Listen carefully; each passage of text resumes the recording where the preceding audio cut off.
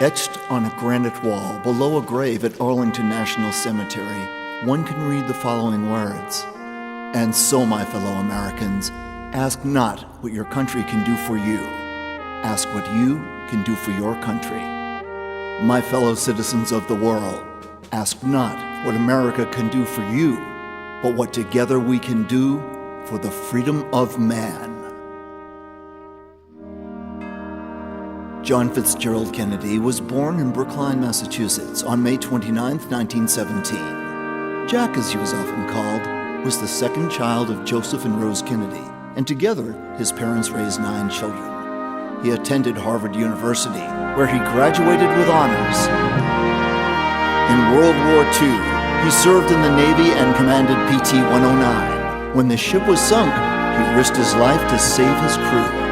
Serving his country helped to shape his thoughts on the future of America's right to defend its freedom. Let every nation know, whether it wishes us well or ill, that we shall pay any price, bear any burden, meet any hardship, support any friend, oppose any foe to assure the survival and the success of liberty. Let the word go forth from this time and place to friend and foe alike, that the torch has been passed to a new generation of Americans.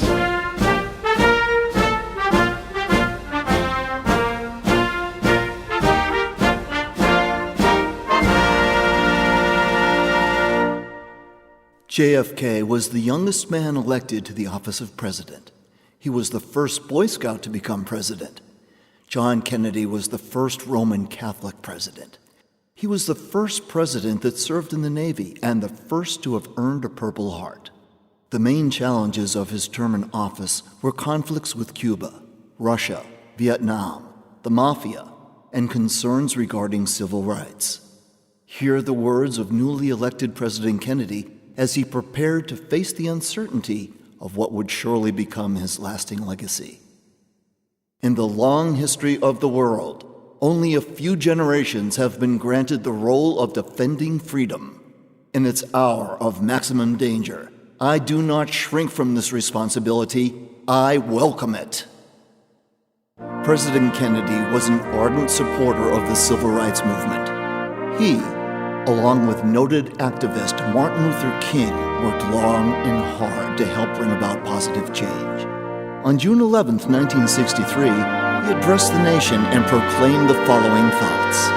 This nation was founded by men of many nations and backgrounds. It was founded on the principle that all men are created equal and that the rights of every man are diminished when the rights of one man are threatened. I am therefore asking the Congress to enact legislation giving all Americans the right to be served in facilities which are open to the public: hotels, restaurants, theaters, retail stores, and similar establishments. This seems to me to be an elementary right. Its denial is an arbitrary indignity that no American in 1963 should have to endure. In the fall of 1963, President Kennedy turned his attention to his re-election campaign and decided that a trip to visit the South was long overdue. With First Lady Jacqueline by his side, he embarked on a 2-day trip that would take him to 5 major cities in the heartland of Texas. On the morning of November 22, 1963, a motorcade of political dignitaries traveled along a 10-mile route that wound through downtown Dallas. Since the earlier rain had stopped, the plastic bubble on top of the presidential limousine was removed. Overflow crowds of excited people lined the streets and waved frantically to the Kennedys. At approximately 12:30 p.m., the car turned off Main Street. As it was passing the Texas School Book Depository, gunfire suddenly rang out in the plaza, and life, as we knew it, was about to be changed.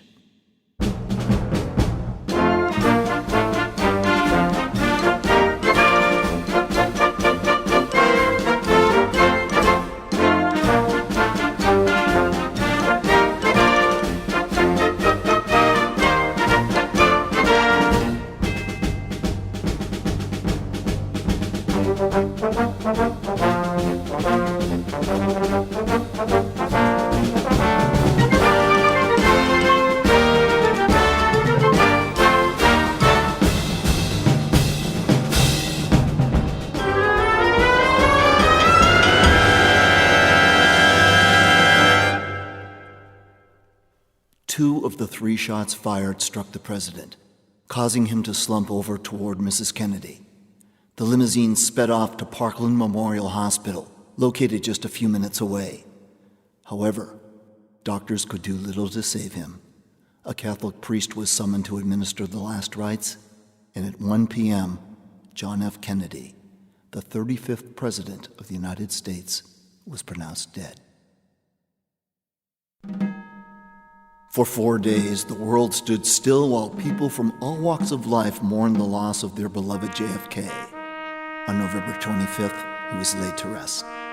As people struggled to make sense of a senseless act and to articulate their feelings about his life and legacy, many recalled these words from his inaugural address.